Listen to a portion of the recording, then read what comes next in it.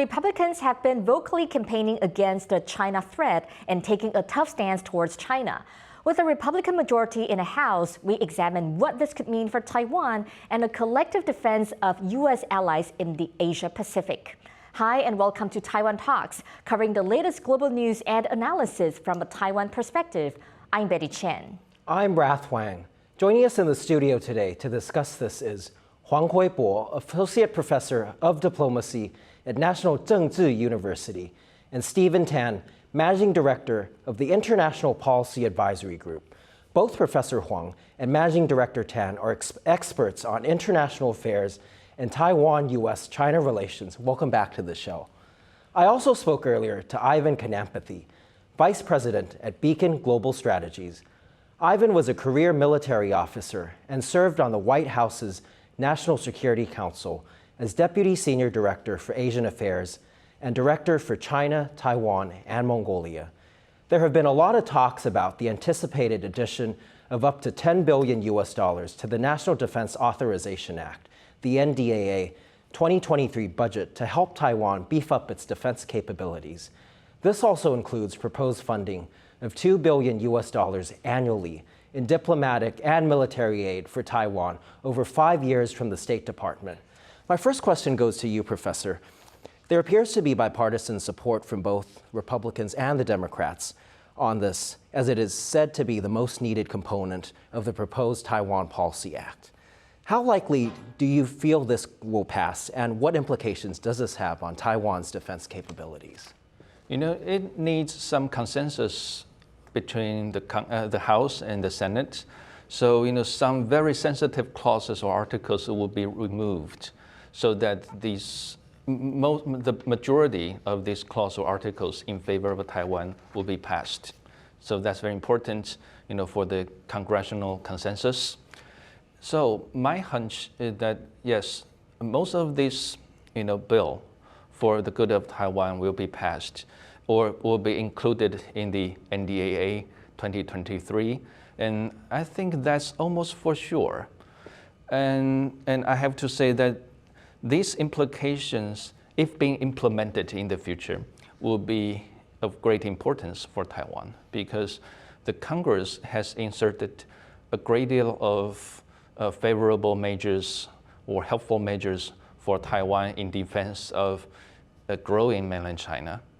For example, the Congress seems to me is very supportive of the growth of Taiwan's capability for asymmetric warfare and readiness. And that's important for Taiwan. So the Congress, you know, also asks the executive branch to help Taiwan join U.S. for training and exercises, including the very famous, the Rim of the Pacific. But I have to say that all these requests from the Congress is based on the so-called sense of the Congress. That is, this is the majority opinion in the U.S. Congress, and it is a process of legislation, not a process of being a law. Okay, so all I can say is that yes, the Congress has expressed a lot of favorable opinions for Taiwan, about Taiwan. But whether or not the executive branch is going to carry that out, or the executive branch would leave it aside because some of the measures would be very sensitive to U.S. mainland China relations. So the executive would be a little bit hesitant to carry out some of these programs. And I also want to point out that in some of these clauses, you know, I find something very interesting, and which is probably also very much unnecessary. For instance, the Congress, in the draft, you know, the Congress asked the U.S. help Taiwan enhance relations with Somaliland, one of the African quote-unquote country unrecognized in the world. I don't know why the U.S. would care so much about Taiwan's diplomatic or formal relations with Somaliland. I don't know. And whether or not it's kind of interference with domestic affairs or interference of Taiwan's foreign policy? I don't know. But this clause is very interesting to me. And also, I think I also noticed that in the draft, the U.S. Congress is asking the executive branch to offer $10 billion as a funding for Taiwan's enhanced military capabilities.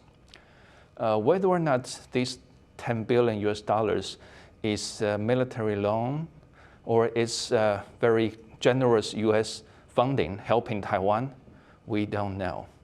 If it is the former, then Taiwan has to pay it back with or without interest, depending on the U.S. president at that time. And whether or not Taiwan needs this kind of funding or this kind of loan from the U.S., I also have no clue. But this is something unusual because the U.S. did this to Ukraine last year. But whether or not the U.S. needs to do the same to Taiwan at the end of this year, included in the NDAA 2023, I think that needs some debate and some further consideration, not only by the U.S. side, but also by the Taiwan side.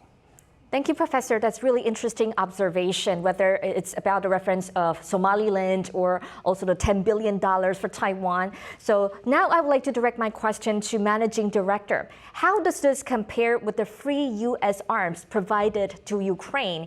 And does this enhance Taiwan's deterrence against China? Or this will put more restraints on Taiwan because the weapons provided by the U.S. will be solely based on U.S. discretion? Okay, very good questions.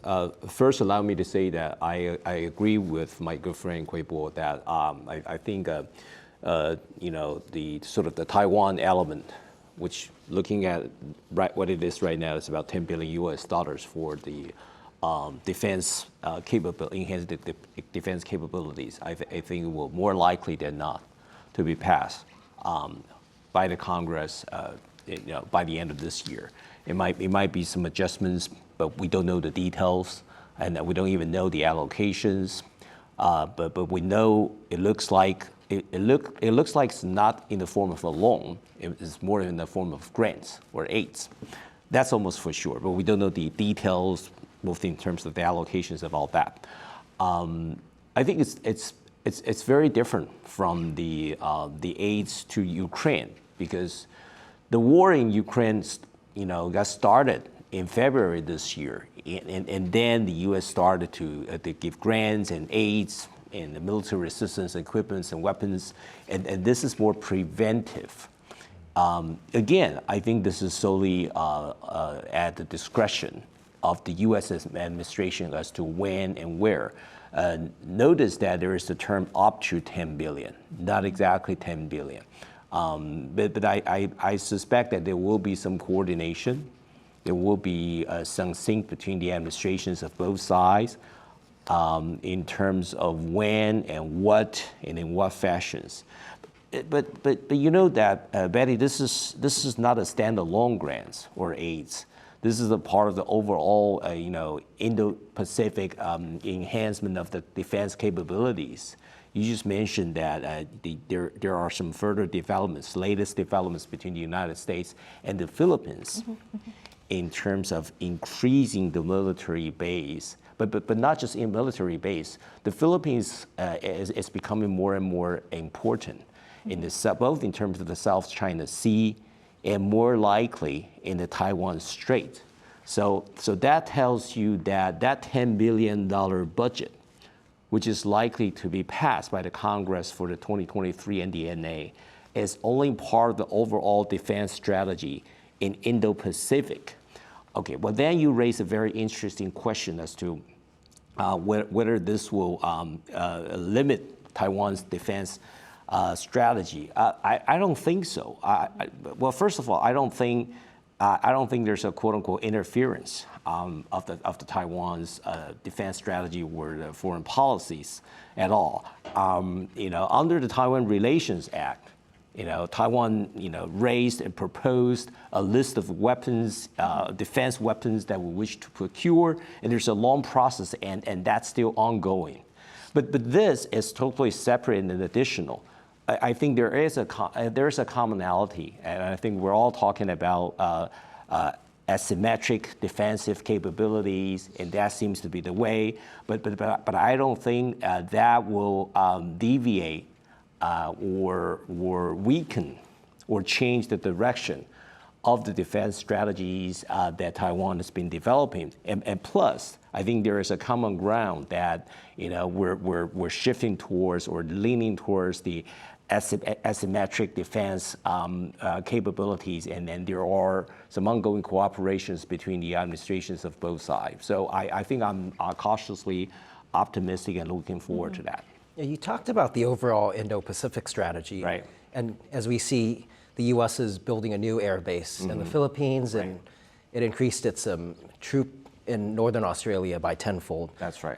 How do you feel Taiwan's role would be in this overall strategy? Do you think we could surpass other countries, say U.S.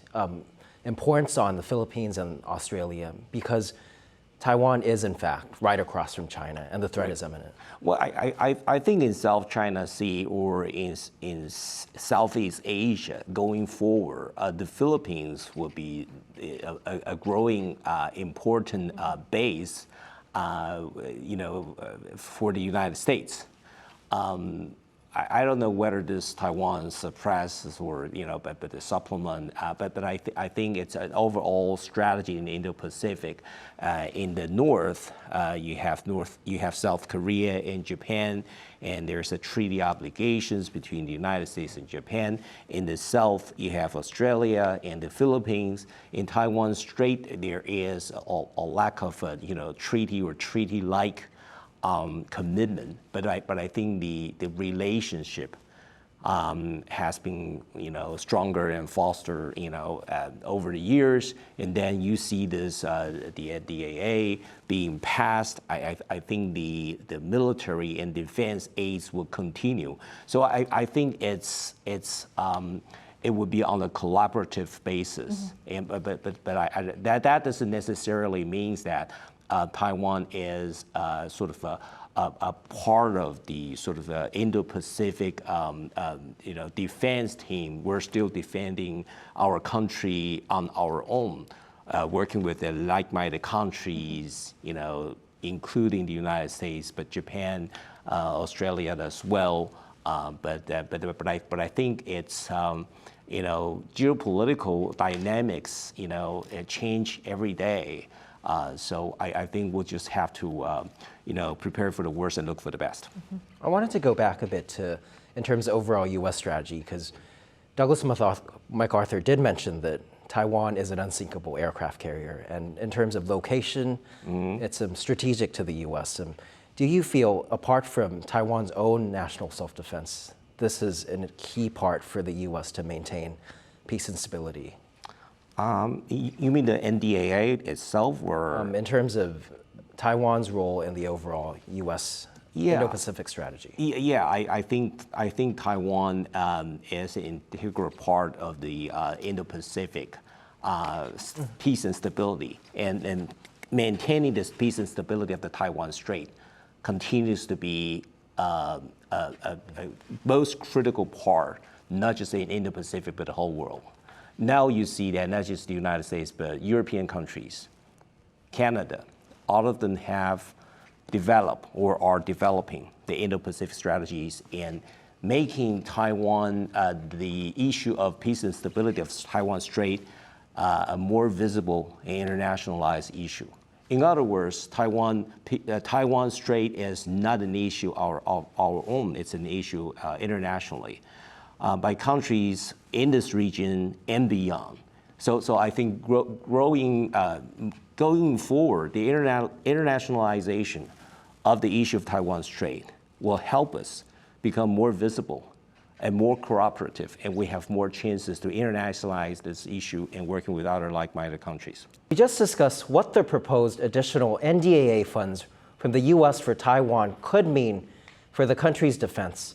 Let's now hear from Ivan Kanapathy, former U.S. National Security Council Deputy Senior Director for Asian Affairs and Director for China, Taiwan, and Mongolia. Ivan spoke to me about expanding PLA capabilities and how Taiwan can best deter against a Chinese invasion. Let's take a look. The PLA's growth and development, both in capability and capacity, shouldn't surprise anybody that's been watching this, like you said, for the last 20 years. What it means is something that we're sort of late to come to terms to grapple with, probably in large part because the United States was in some ways diverted, importantly, when 9/11 happened and the global war on terror. I think if you look sort of around that time, 2001, the United States military was trying to shift toward more of an orientation toward a threat like China, and then that clearly had to be reoriented toward the terrorist threat. And now I think we're just sort of trying to catch up to that to create that balance in the Western Pacific with our allies and partners, including Taiwan, out here in the Western Pacific.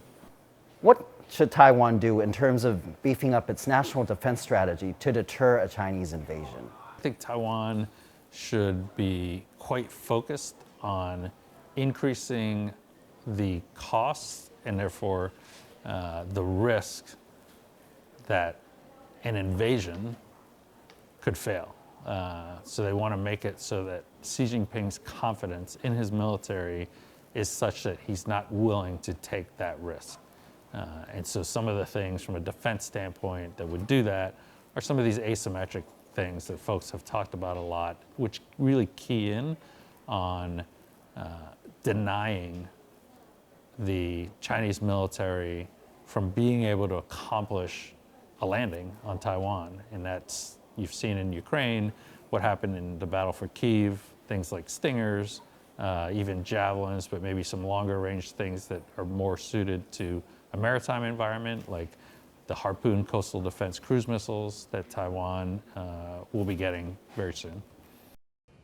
We just heard Ivan Kanapathy talk to Rath about the asymmetric strategy Taiwan can take to make Xi Jinping think twice before launching a military assault on the island nation.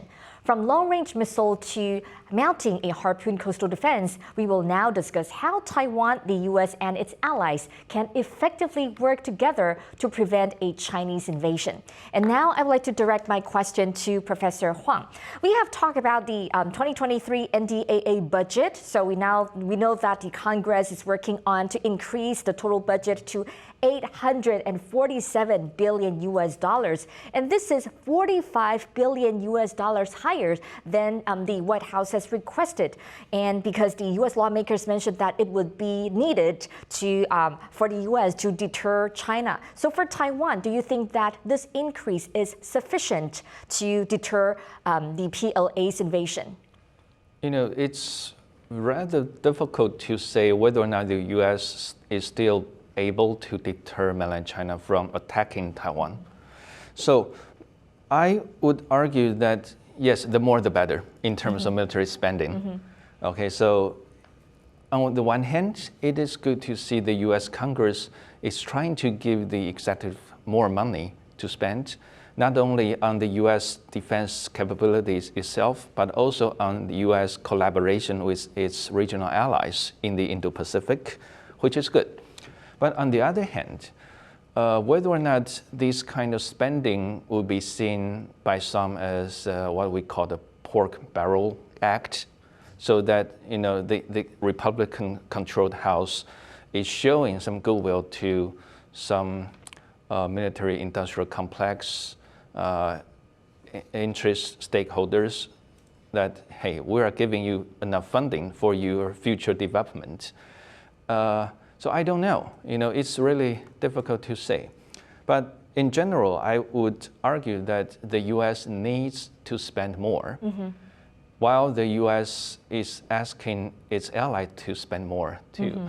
Okay, because the People's Liberation Army's comprehensive capability is growing, and it's growing so quickly that actually the U.S. is having some hard time deterring mainland China from implementing some military programs in the Indo-Pacific.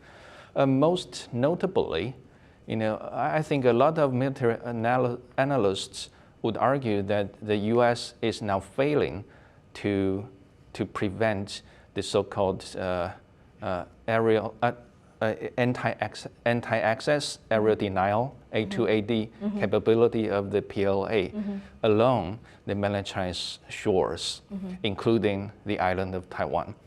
Because now in terms of the missile technologies, in terms of the satellites or cyber warfare and the 5th generation fighters and subs, the U.S. is still leading, but the edge is shrinking.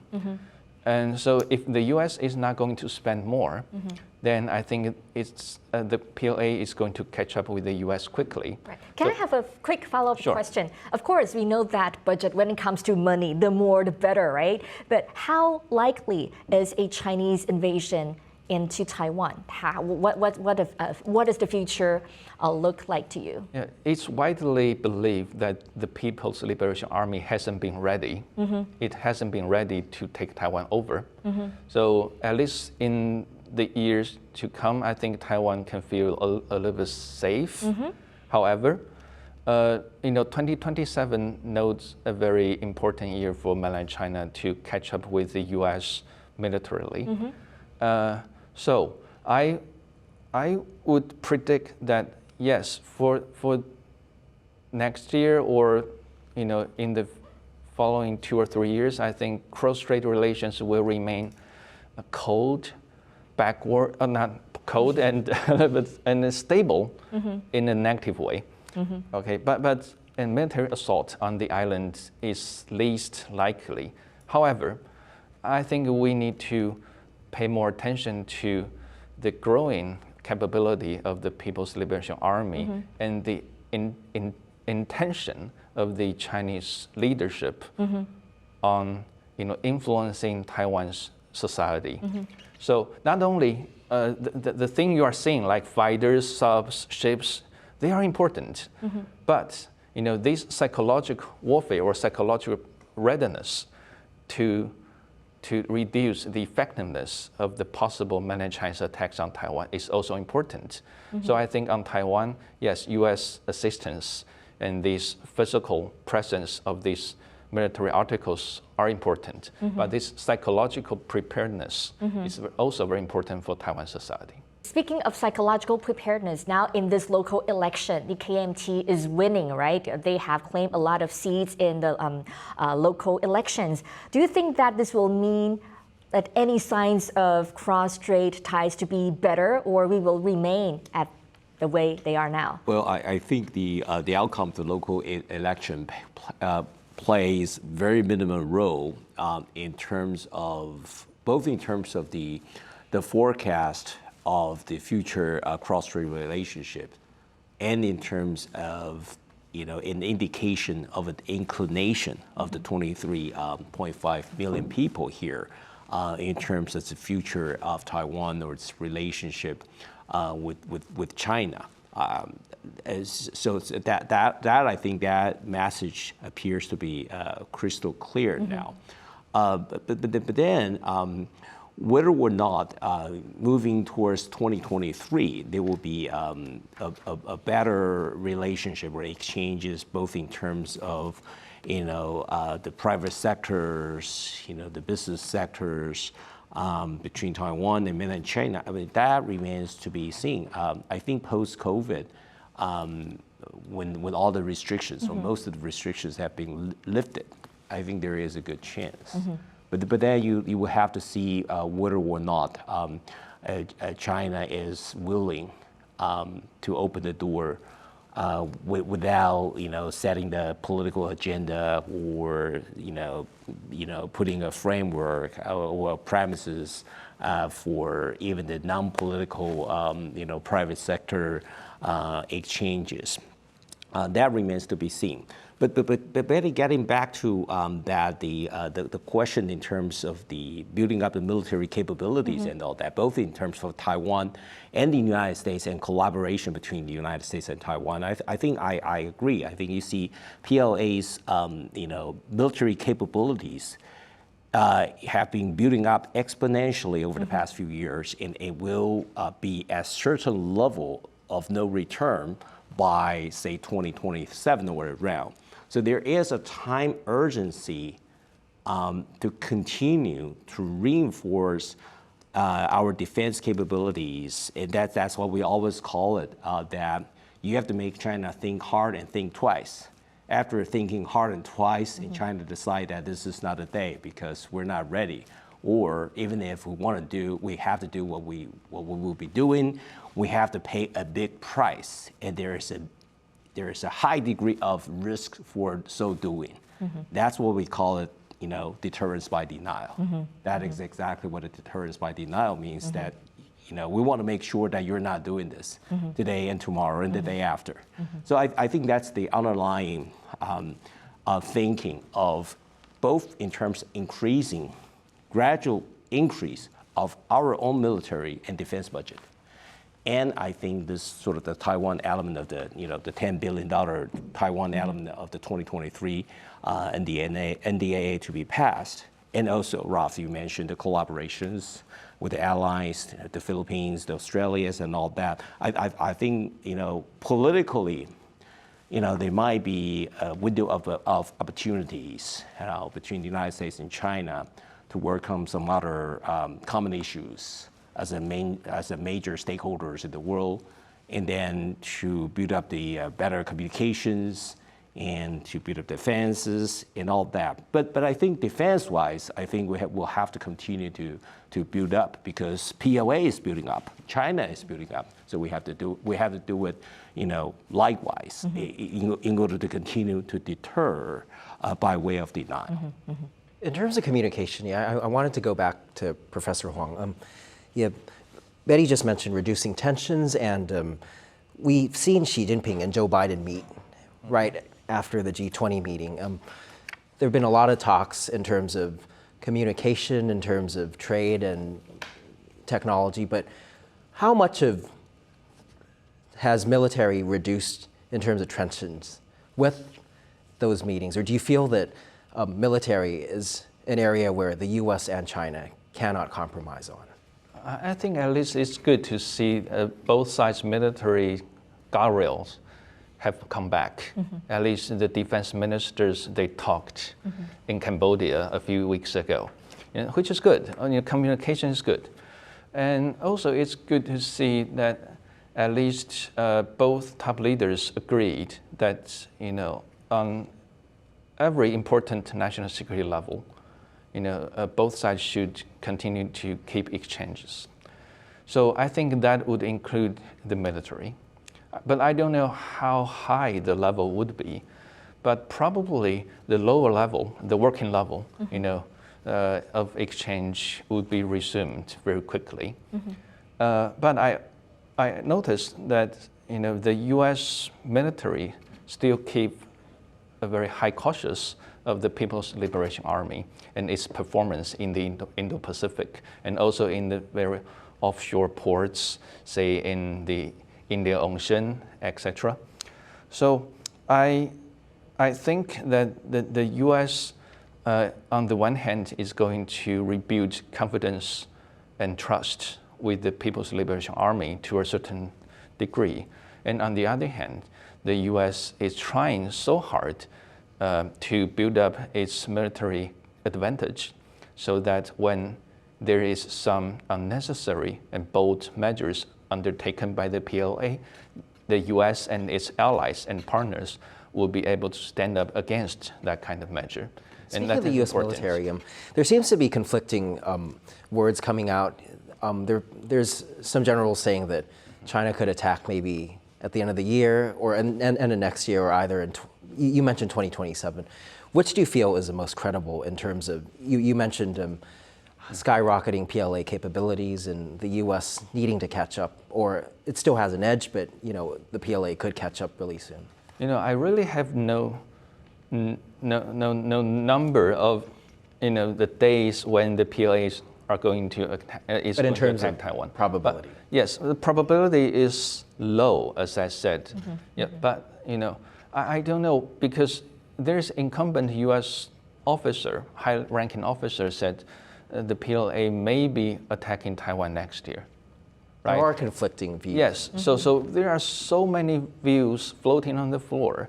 But what I care most is whether or not these kind of arguments would destabilize Taiwan. Because, of course, mainland China would like to destabilize Taiwan's internal security and stability.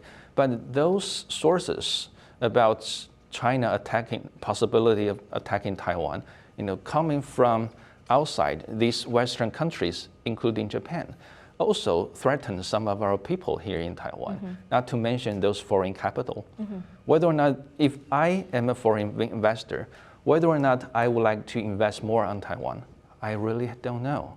So I think, these people, if they feel more responsible, they should say something, crystal clear, or they should say something that they think are very much possible, while not telling us, hey, look at 2025, 2026, PLA is attacking you, or it's high potential that PLA is attacking you. This kind of arguments, I think, are not necessary for the maintenance of Taiwan's prosperity and stability. Allow me to chip in on that issue. I think, for our viewers, particularly internationally, most have constantly asked the question is Taiwan safe? Are we going to have a war? What's the likelihood of entering into a war? I think the quick answer to this is that we like to think that President Xi Jinping of China is rational. But there's also some subjectivity to it, that whether or not there's changing circumstances, whether his calculus is different from yours and mine, and then that sort of the subjectivity element of it, adding on to what we would like to think that the rational decision by China. And then the big element underneath is the capabilities, is that PLA's capabilities, is PLA ready?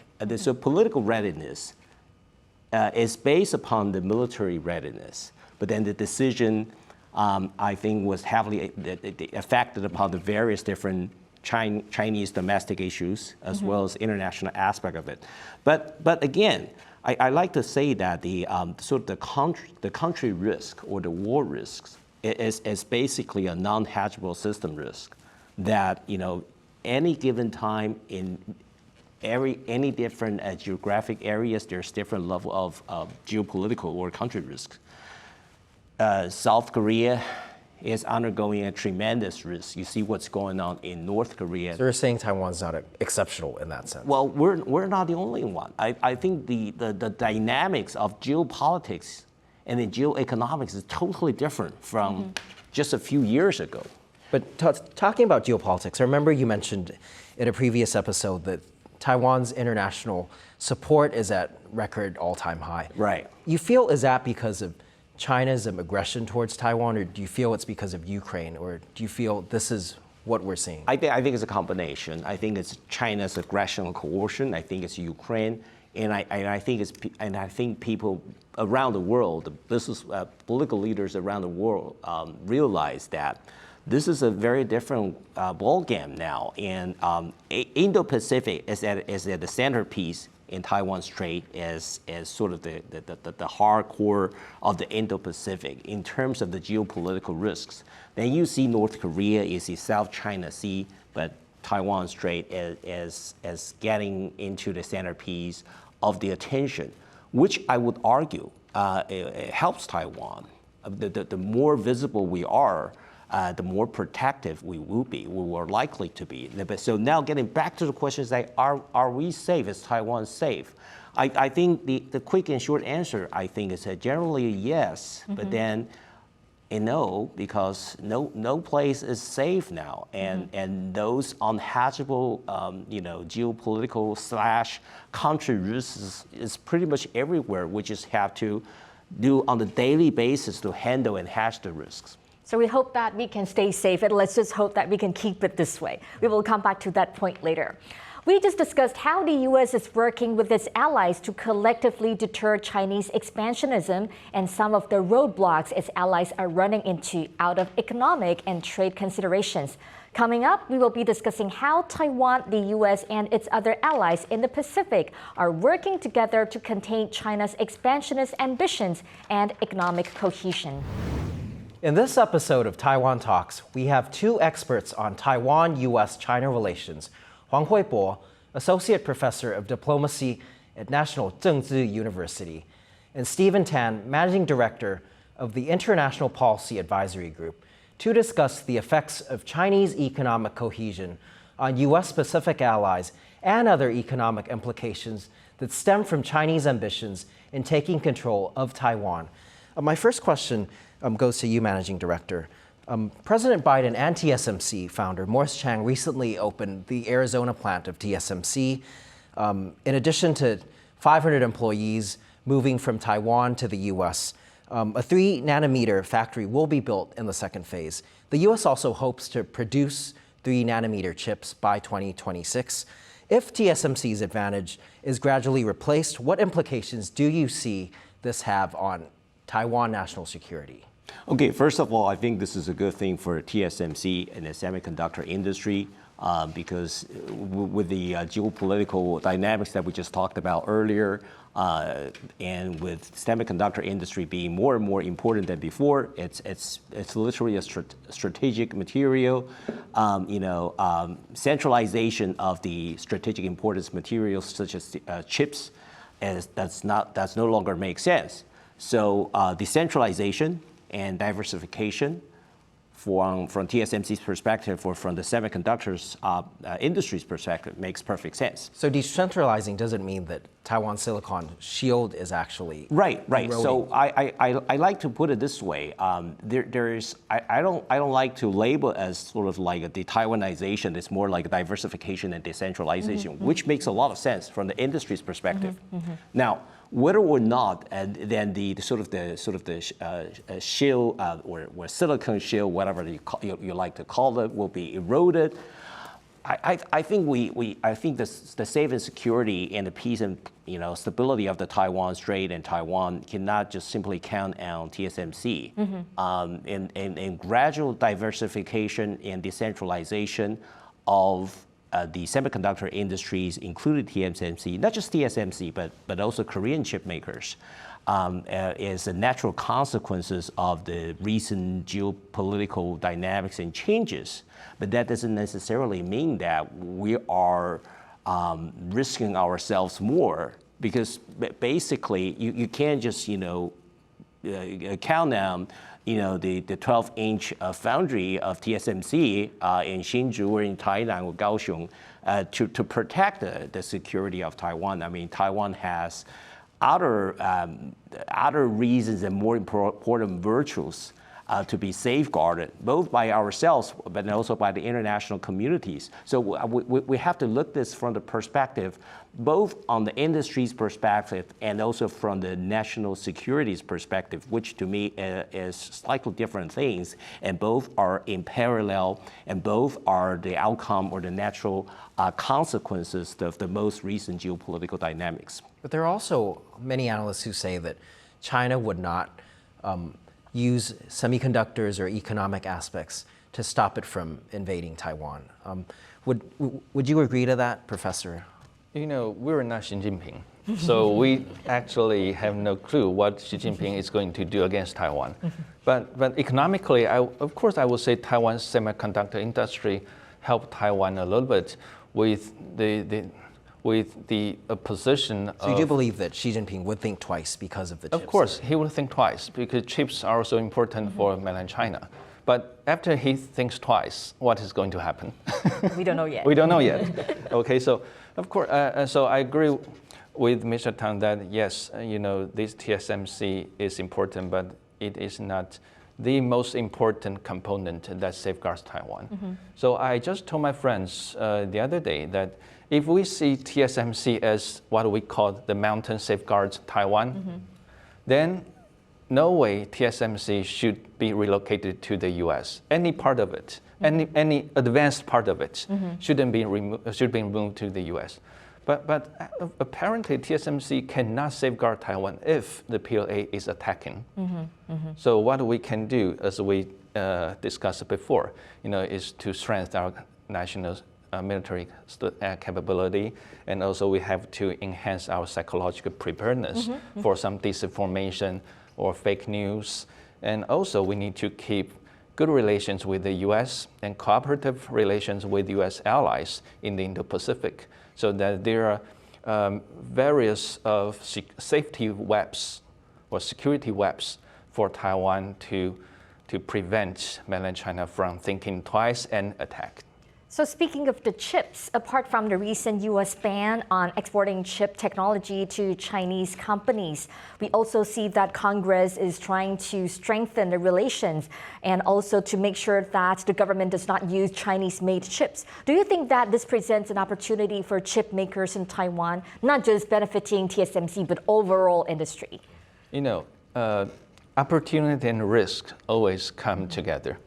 So for Taiwan, yes, if the US lawmakers are making their effort to ban mainland Chinese-made chips, then I think Taiwan is going to have a bigger opportunity to sell more to the US with Taiwan's good quality of these microchips. And then Taiwan can diversify its overseas markets.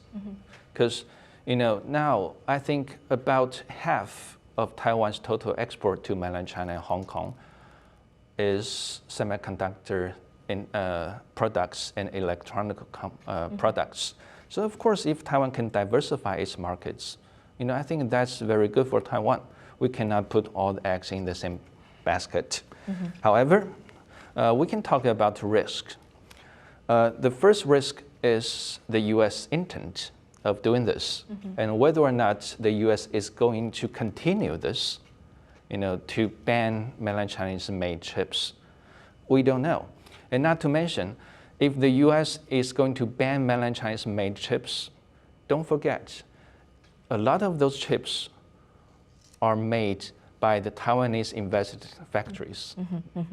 So who is going to get hurt? Not only people in mainland China, but also these Taiwanese businessmen doing business in mainland China. So that is risk one. And second, if the chips from mainland China is banned by the US, then what about the supply chain? Okay, whether or not Taiwan can just go direct, the products of Taiwan can go directly to the US, and the US is going to buy all these chips from Taiwan, or Taiwan, need to find some other foreign markets. But whether or not these markets would be big enough, so I think these are risks too for Taiwan's companies. And so in general, I think, of course we have to abide by the WTO rules. And maybe, globalization may not be the best answer to solving all these trade economic issues now on the table, but something opposed to globalization may be even worse. So I think both mainland Chinese and US leaders have to think twice. Well, I think it's loud and clear, the message is loud and clear, that at least from the technology sector, or more precisely, the emerging technologies and the critical technologies, as put it by the US Department of Congress, is undergoing a total but gradual but total decoupling between the United States and China. That is very clear. Now, the most recent directives on November 7 basically requiring even U.S. persons not to work, in the U.S. In the Chinese semiconductor companies or the facilities or becoming the suppliers and all that. So in the process of decoupling in that space, which I think is going to be escalated over the period of time, what we as a Taiwanese industries would or could do. If you see that trend with a return, I think it appears to be that you have a different, you have a different supply chain. You would need to build up a sort of a non-China supply chain on literally all, technical technology sectors, and that exactly is what the TSMC is setting up the factory in Arizona, and there's whole semiconductor supply chain moving out there. But not just that, but I think various different subsectors, sub-tech sectors should build up and should factor that in to build up different chains, sort of a non-China chain versus China chain, because the trend goes for the decoupling in the technology sectors seems to be a way of no return. So do you feel more companies, aside from TSMC, will go to the U.S. to help with this decoupling from the Chinese? Well, I think yes, but not just the U.S. You see Canada and some manufacturing sites, Mexico, and also some of the conventional industries to Southeast Asia, like Vietnam, and many of them back to Taiwan. So I think the whole idea and concept is really to various different, to have a shorter chain to closer to the center of the gravity. So if you are to do business in China, and then you just go in China, you just go inside China and provide the product and services and supplies in China, without going out and import and export. I mean, that in the internationalized or the globalized era that we're into now, this seems to be the trend, and this seems to be the way it is, which I think is totally different from only a few years ago. Promoting the international trade and free trade, promoting the globalization or internationalization, I think we're entering a totally different world now. The Minister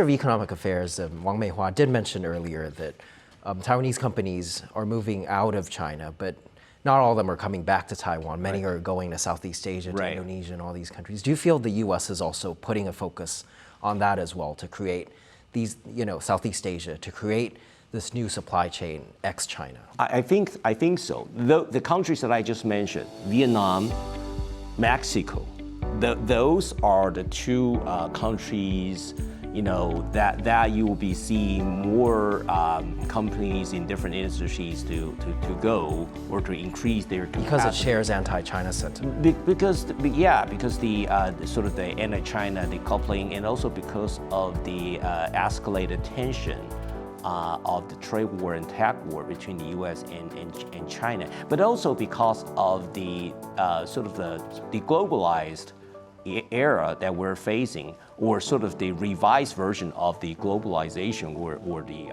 free trade.